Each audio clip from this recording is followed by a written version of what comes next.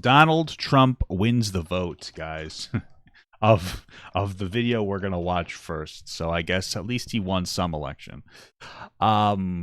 Anyway, this is a video from Bruce Rivers, the best lawyer in the entire world. That is an objective fact, in my opinion.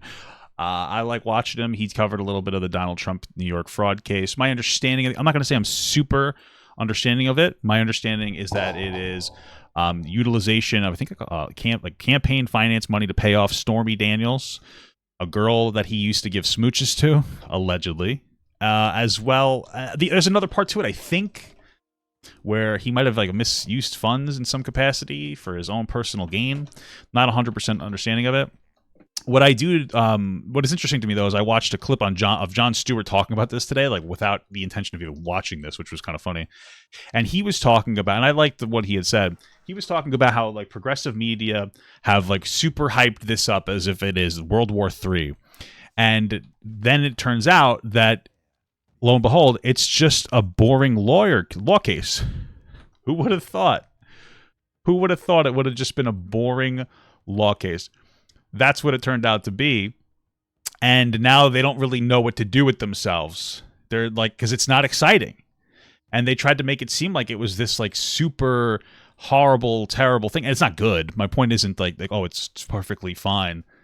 Everything he did was okay. The point that I'm trying to make here is that this type of media sensationalization is not a good idea. You don't want to hype these things up to seem like they're the biggest end of the world. You want to be proportionate, because what happens is that there's a lot of people conservative people who are looking at this case and they're saying this feels super disproportionate.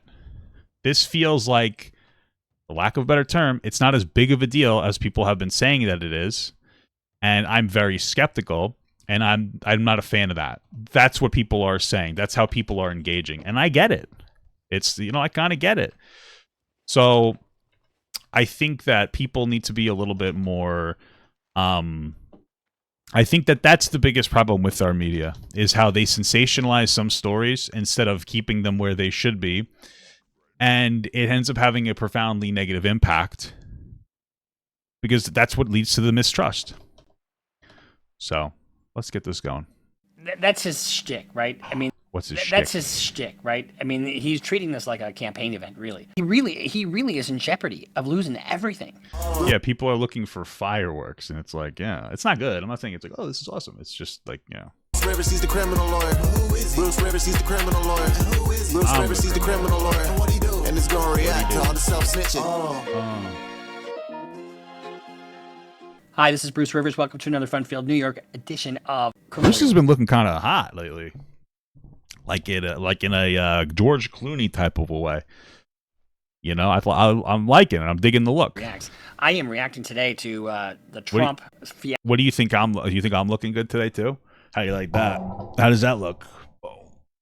Boom. How does that look? Am I looking a little swole today? Boom. Boom. Oh. Am I flexing on him? Am I looking a little gordito? How's that? Fiasco that's going on in New York right now.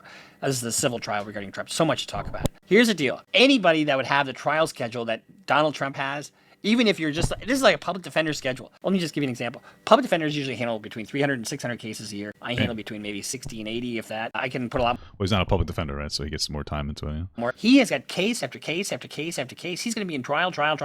So before we get into the breakdown of everything that he's looking at, this is brought to you by eSign.com.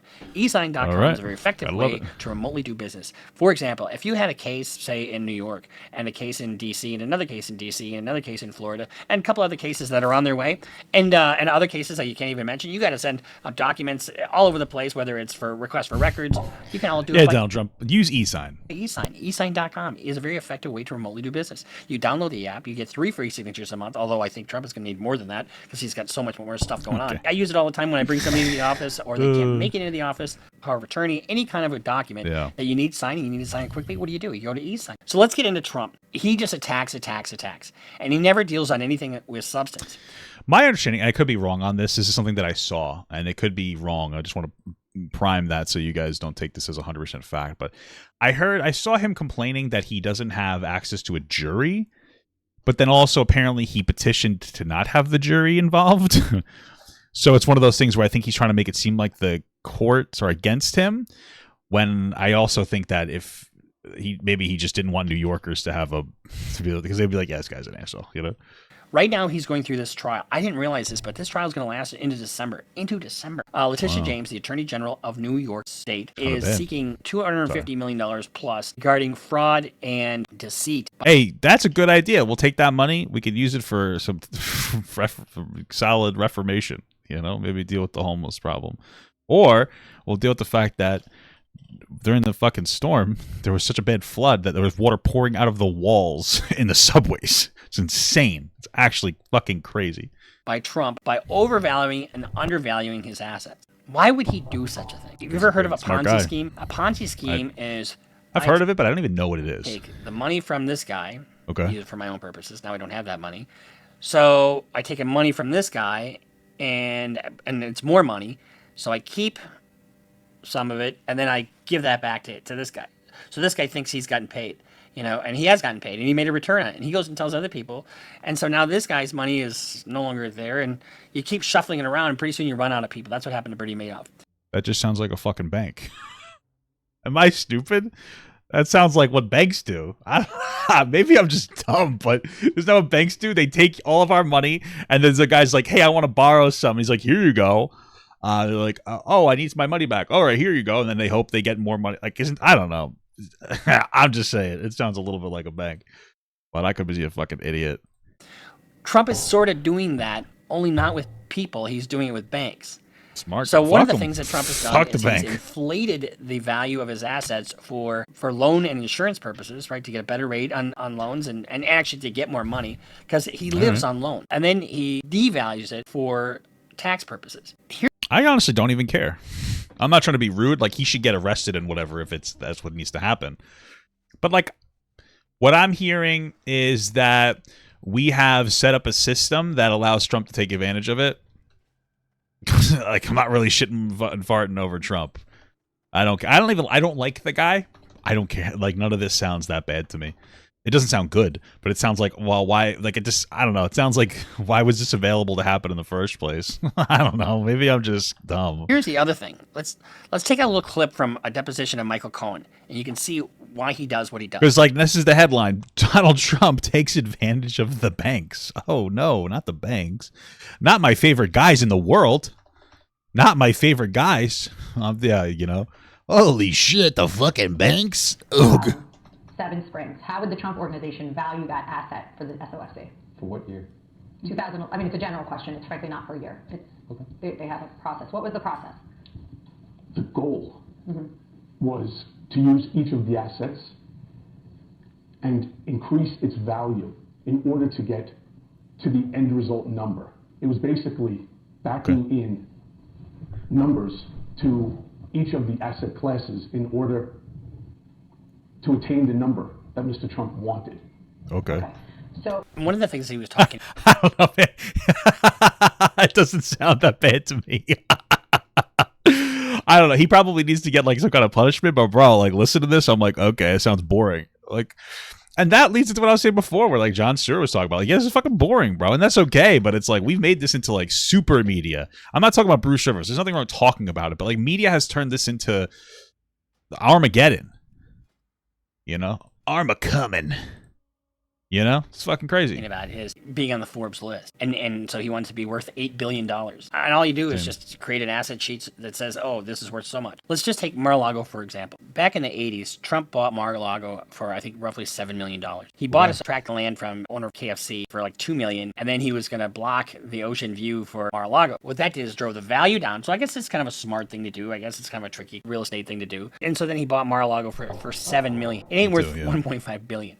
But some of the homes around there are worth $20 million. I mean, it certainly is worth quite a bit, but it isn't worth $1.5 billion. And so when you take that and you show it to the tax man, you know, you're not. So how to get an evaluation? You're not going to want to pay 1.5, you know, tax on 1.5 billion, right? Yeah, you're going to want to pay it on the least amount possible to reduce your amount of your tax. Sure. So he's playing both sides against the middle. And they've been doing this. So I mean, correct me if I'm wrong. My understanding is that he's making it seem like it's worth $1.5 billion to inflate his assets, so he could tell people that he has a lot of money, so that banks will feel confident loaning him money, and that he has the collateral for it, so they'll give him low interest rates. But he also doesn't want to pay a lot of money on top of that, so then he will deflate the actual value to pay as little taxes as possible. Is that what's happening with the Trump situation? Because, like, oh, I guess that's bad, but if I'm correct, who fucking cares? I don't like Trump, but, like, oh, he's playing the fucking banks and the tax system. Oh no, like, same, you know? Over and over for years and years and years. So the judge in this case, Mr. Happy, we'll call him Judge Happy. You know, they're not really allowing cameras in the courtroom. There were initially, just so that people can see the initial layout. This is from Fox News. Let's just take a look at this clip real quick. There's a camera in that courtroom. Was that supposed to be, or would they just be simply ushered out when we're gabbled to order? Well, you're more likely to have cameras in state proceedings, and so it's up to the discretion of the judge. And quite frankly, I'm not too sure that both parties would want this. I think that Trump views this, the optics of this, as working to his advantage. Look, people looking at this live picture right now will be either filled with rage. So look at Trump is just. Well, I mean, listen, Trump is if it's got a camera on him, he's going to try to use it as an opportunity to. He's going to look at it as an opportunity to try to make as much. He's going to try to use it as an opportunity to, like, get voters to engage with him. So staring down the judge, or they will be thrilled, and that's the problem. Is that you have James now being. I mean, he's going to use this as like an election plug because he didn't go to the. It's not like he went to the elections. Shown in the back. It's not like he was able to go to the primaries or whatever the fuck it's called. You've got Trump in the foreground, and it fulfills. There's Judge Happy. He just looks like a little bit of a doofus. I mean, I'm not saying he's a doofus because I'm sure he's a learned judge and everything. I just called the judge a doofus. That's not nice. The fuck, Bruce? I know that you're feeling hot and you look hot, but you can't be making fun of this guy. Call him fucking doofus. Look at me. He looks like a dork. I mean, what are you doing mugging for the camera? That's pretty unprofessional. Right. Bruce is fucking spicy, baby. I mean, he's being shown in a sort of tag team series of prosecutions and civil lawsuits. I mean, maybe he's a little camera shy, you know? What the fuck is going on with that judge?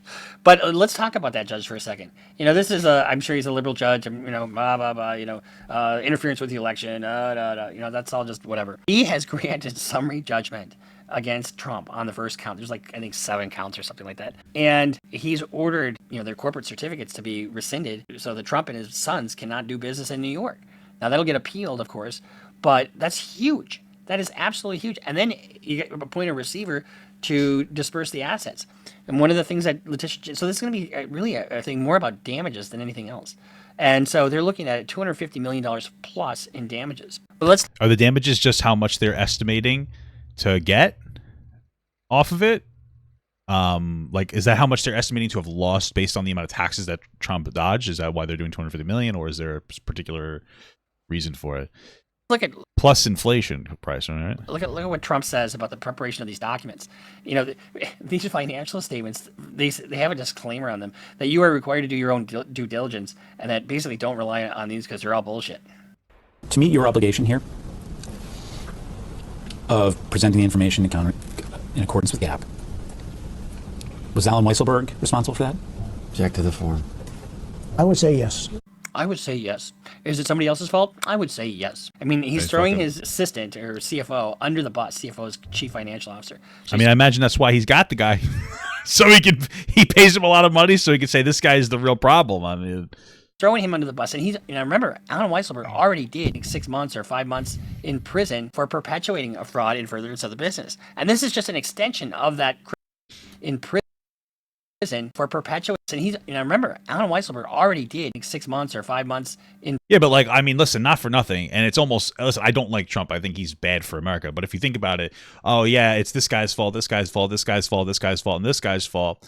And then all of a sudden, if Trump gets elected again, which I think he has a shot, then he just pardons them. Listen, I'm not trying to be that guy, But I mean, the tactic in and of itself is smart, and his audience doesn't care if he's a good person. I mean, Trump has conditioned everybody that votes for him that he can be a horrible, vile piece of shit. Honestly, he could just be a real shitty person and not play by the rules. And like, yeah, fuck it, because he somehow represents the everyman that wants to take advantage of the tax system, but he's a millionaire or billionaire. I don't know. So he's kind of got people conditioned in that way, and I mean, not good, but also, I'm not trying to be that guy. He's kind of smart, but in prison for perpetuating a fraud in furtherance of the business. And this is just an extension of that criminal proceeding, really. And Trump is number one to admit he did anything wrong.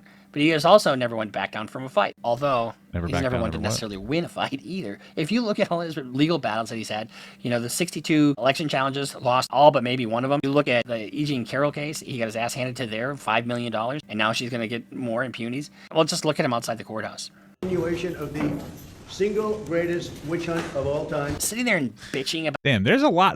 It's so interesting that Trump's always part of the single greatest witch. This is like the 4th single greatest witch hunt of all time. But dude, like honestly, again, it's not a witch hunt. There are plenty of reasons to criticize Trump, and he needs to be held accountable if he did these things. And there seems to be some weight to the charges. But again, when you have progressive media hyper sensationalizing what's happening with Trump, making it seem like it's World War III, people's responses that like Trump, they're going to go, oh, this seems like it's not as big of a deal as you're making it. And to them, that's going to communicate a lie. And I think that there's a level of kind of truth to that. Like, that's what it feels like, a lie. It's not a lie necessarily. It's media sensationalization, which is what they do. But that's what is making people feel less engaged with what's happening. It's not good. It really isn't. And that's why people don't trust the media. This exact situation is why people don't trust the media.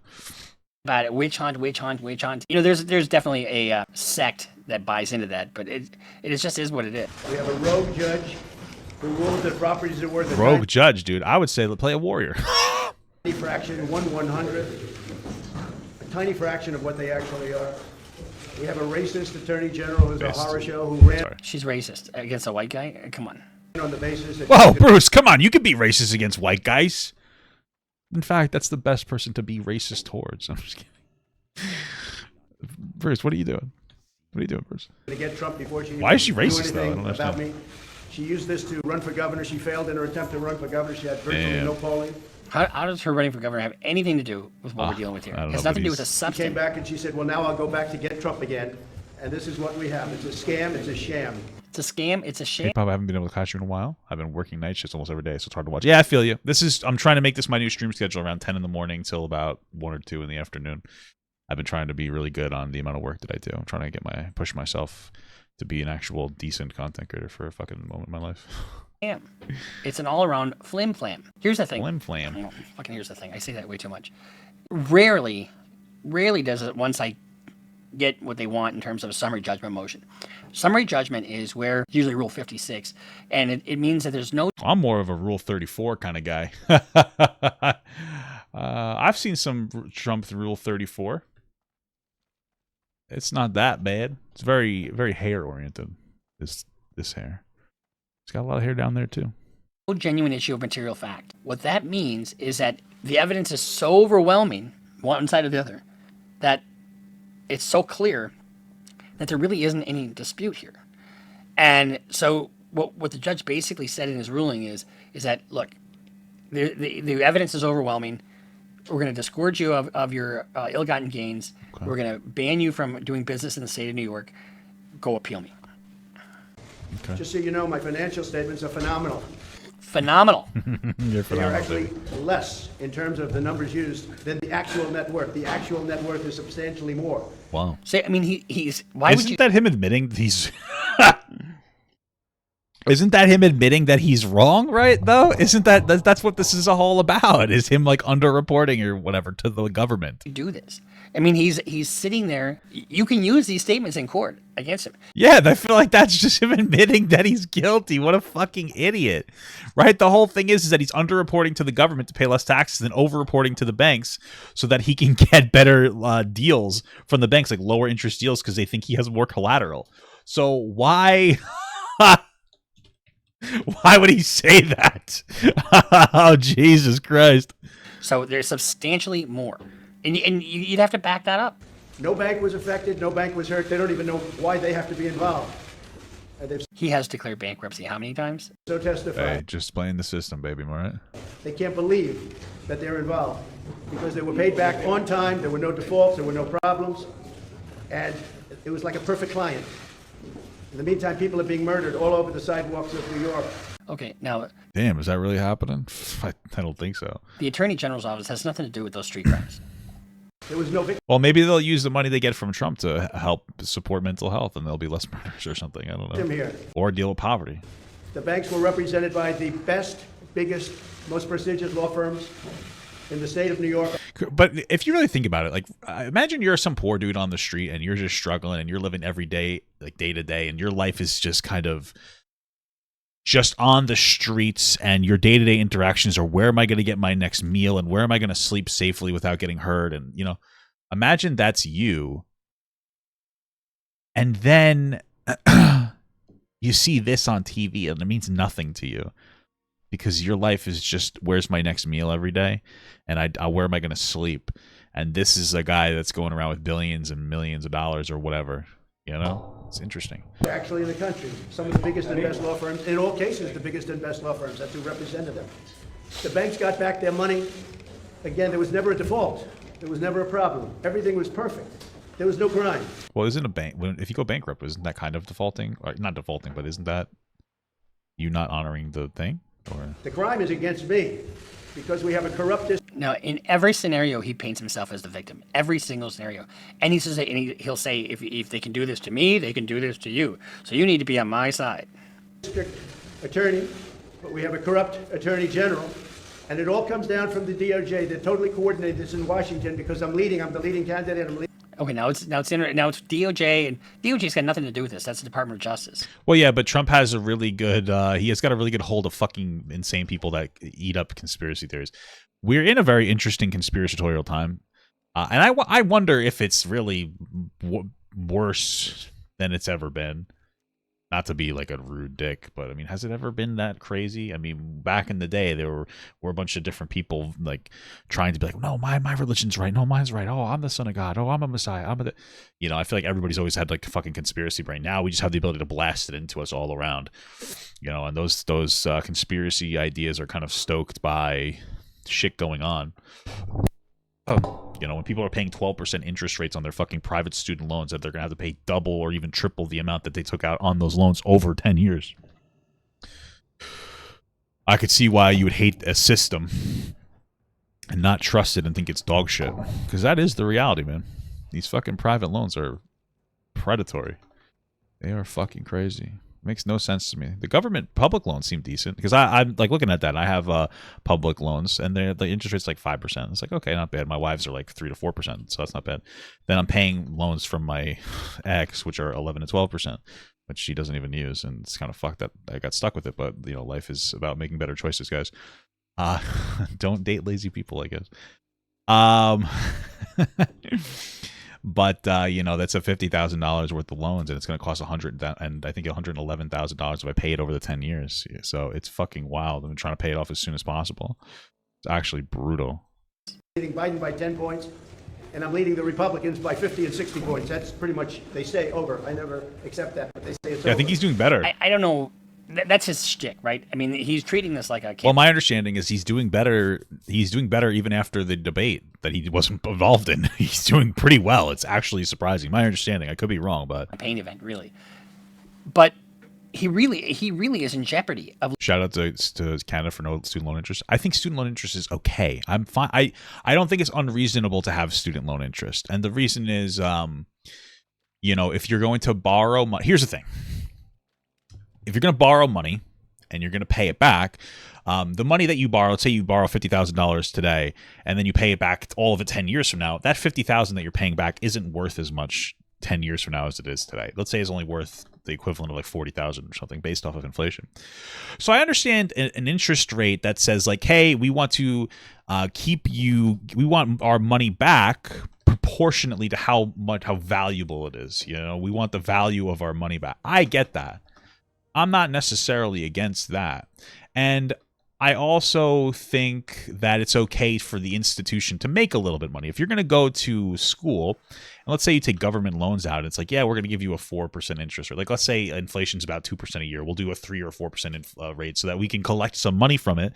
I don't think that's unreasonable. I mean, you're paying people to be able to keep the institution involved, and also you can collect a little bit of money for taxes that you can potentially use for helping other people take their loans out. And in case some people can't pay for it, because of some kind of extenuating life circumstance, you know, you have that barrier ready to be able to not have this institution crash and crumble. I think that's fine. But when you have banks loaning money out with interest rates of like 11 and 12%, it's fucking crazy. And just so people know like how interest rates work, interest rates aren't, oh, I took out $50,000 on a 12% interest rate, I guess I'm paying back, you know, $55,000, 56 or 7. That's not how it works. The way that interest rates work on these loans is they say, okay, you took out $50,000 at a 10% interest rate, right? So what we're going to do is we're going to take 10% of the amount of money that you owe, calculated per year. So when you first take it out, it's $50,000. And we're going to make you 10% of that, which is $5,000, and we're going to make you pay that $5,000 of interest that year on top of your other payments, right? So the first year, let's say your payments are supposed to be $500 a month to pay that back over a period of time. You're also paying $5,000 divided by like 10% of the $50,000, which is $5,000, divided by 12 per month, which is whatever amount of money that is. That's how these loans work. They're fucking insane.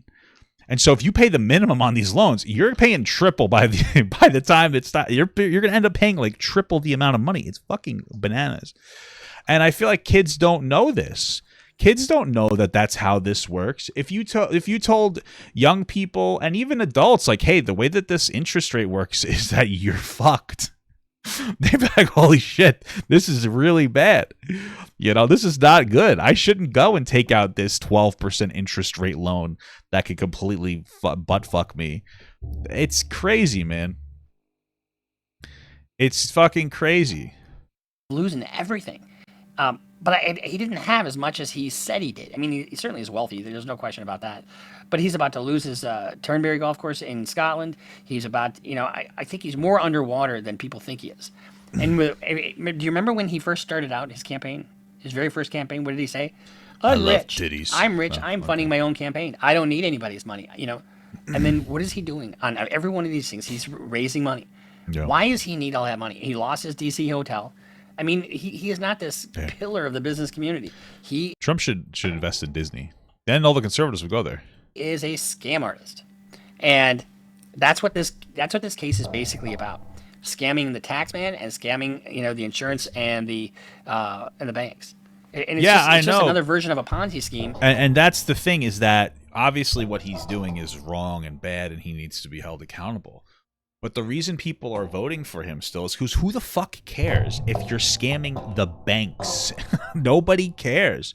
Again, banks are destroying the everyday person. So when you hear, oh yeah, Trump, you know, he's screwing over these banks and the government taxes, and then you're like, well, I hate my taxes and I don't like the banks because the government bails them out every time they make horrible decisions. So I don't care what Trump's doing. That's what people are thinking. I'm not saying it's right, but you want to blame Trump for, you know, people thinking he's such a, or his followers not thinking he's a terrible guy. And I think that it's more complicated than, you know, taking advantage of the government and the banks. You know, there's a lot of other stuff too. But I mean, do you really blame them for not caring? No, I don't. You know, who does? Who blames them for not caring when those same banks are putting you on 10+% interest loans on your fucking student loans, or destroying you on your mortgage loans, or whatever, or taking risky investments and defaulting and fucking causing the 2008 recession. Like, you know what I mean? Only the victims are the banks, not and insurance companies and the taxman. I don't think he's going to be sitting there throughout this whole trial, to be honest with you. He's there at the beginning, maybe this week, but he won't be there for the rest of the trial because it's going to be boring, and I don't think he's got the attention span for it. Neither does the American public either, because you're going to see that. And do you remember initially he was complaining that, oh, we don't get a jury, blah, blah, blah. Well, wait a second. You elected to have a bench trial, So yeah, see, that's what I was talking about before. I was right.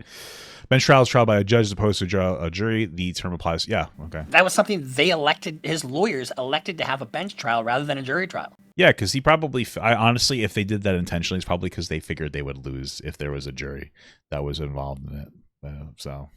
So, I mean, you can't complain about something that you initiated. As we go through this process, it's going to be tedious because you're dealing with land values, you're dealing with assessments, you're dealing with appraisals, you're dealing with a lot of dry shit.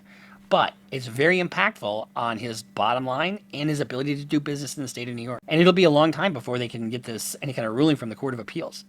And he may win the Court of Appeals argument. I don't know. I have no dog in that fight. And I really don't have any dog in this fight, honestly. But I do know that when you say an asset is worth X amount, it's got to be based upon reality. Sure. If you pledge an asset for collateral, and that's what we're talking about here, you can't say that it's worth, because the banks have their own duty to protect themselves and to make sure that what they're doing and their lending practices are just, right?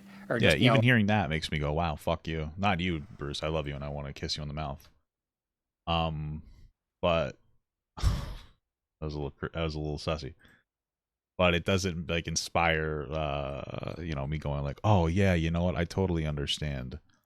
I totally get it that they need to make their money, man. They're such cool guys, Like, oh, okay, assholes.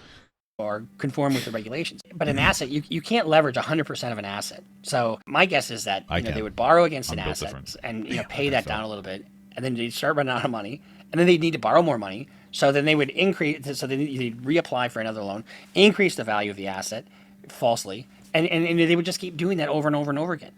Mar-a-Lago, I don't care what you say, is not worth $1.5 billion. It just isn't.